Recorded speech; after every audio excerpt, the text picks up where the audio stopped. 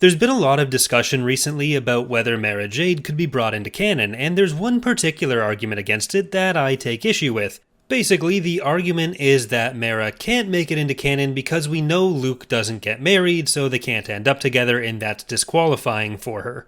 In my opinion, though, talking about Mara Jade as if her sole qualifying or defining characteristic is that she's Luke's wife leaves a lot on the table, and is a pretty reductive way to view her character. Me saying that really pissed a couple people off, though.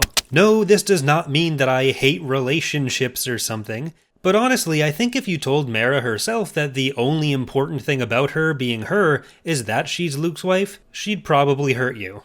Now, before I get too deep into this isn't a discussion about whether, from a holistic point of view, characters in general should or shouldn't be adapted from Legends, or even necessarily whether Mara herself should be. If you think that everything should be new, and none should transfer over for whatever reason, that's your prerogative, and that's not really what I'm talking about here. But if you're coming from a perspective where adaptations are acceptable, adaptation means that you're not always going to have a one-to-one transfer of everything about the character. For example, I don't think Wedge stops being worth telling stories about if he doesn't end up with Iella, and I think we can get a good Corran adaptation without him being specifically Mirex's husband.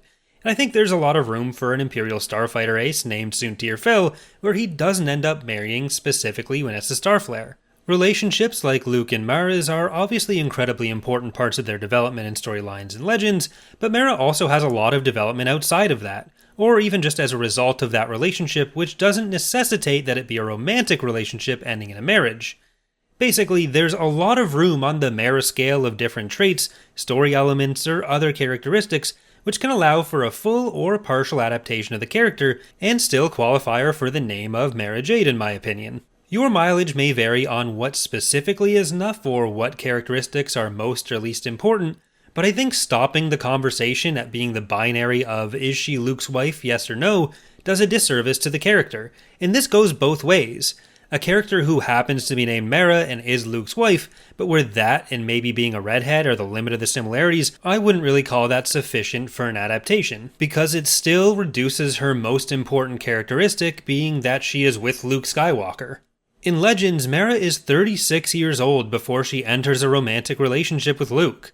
If we even just look at the core of Mara's arc in the Thrawn trilogy, there's a lot which could be gained from exploring the broad strokes of that kind of story in a new medium like film or TV, let alone the wider array of possibilities on the sliding scale of adapting some version of Mara Jade. In short, in the Thrawn trilogy, she's a former direct servant of the Emperor whose life was torn apart by his death.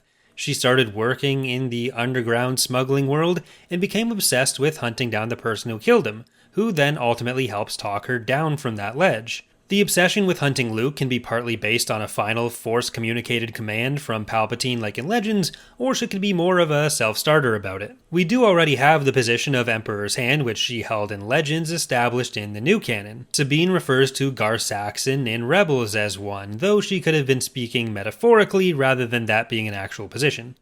The relationship she has with Luke in the Thrawn trilogy as the person who took her old life away from her is definitely an important part of the puzzle if going down this particular path of adaptation, but I don't think the fact that it doesn't end in marriage in new canon makes that less able to be fleshed out or explored.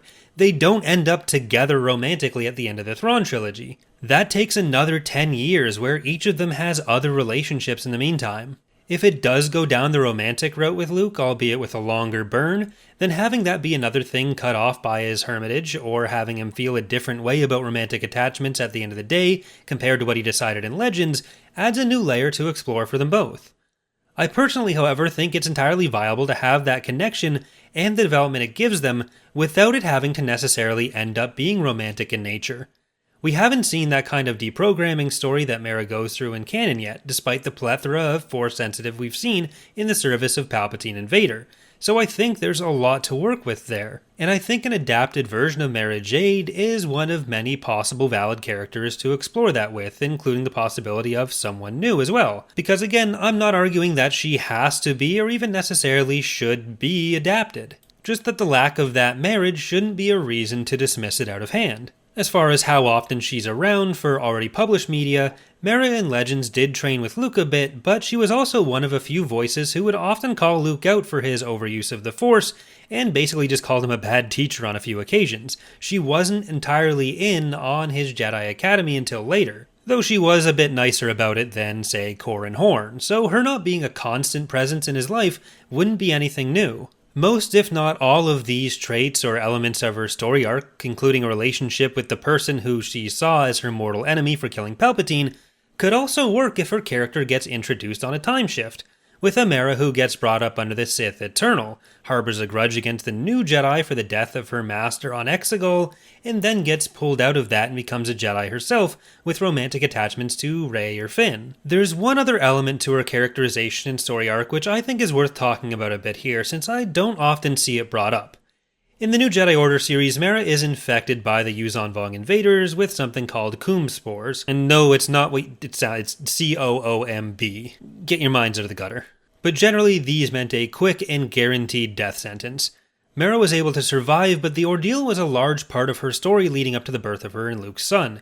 And that kind of treatment of chronic or terminal illness just isn't something Star Wars often dealt with in depth. My first time reading the series, it didn't resonate with me in any particular way. It didn't really stand out.